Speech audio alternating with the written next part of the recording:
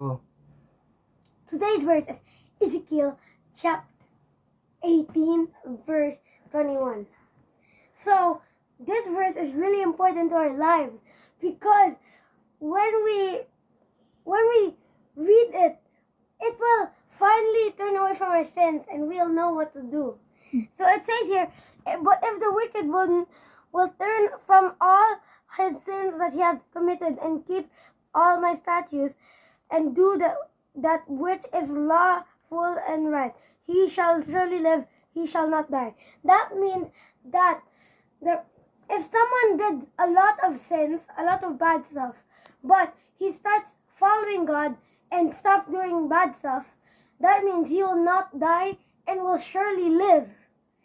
And all his transgressions that he has committed, they shall not be mentioned unto him, and his righteousness that he has done shall live.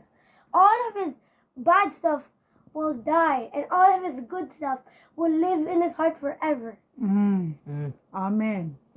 And have I any pleasure at all that the wicked should die, says the Lord God, and not that he should return his ways and live.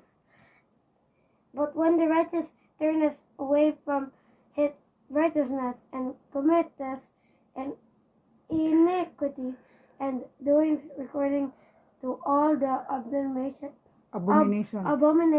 that the wicked man does, shall he live. This means that even though a lot of people did bad stuff and sins, but they start following the Lord and will forget all their pasts, that means they will surely live and will go to heaven. All righteousness that has done shall not be mentioned in his trespass, and he has trespassed, and in his sin that he has sinned in them shall he die. That means that even though he made a lot of bad stuff and even though he made a lot of bad stuff, a lot of people are like,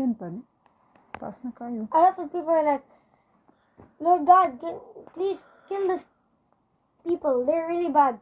But he'll give the Lord God a second chance.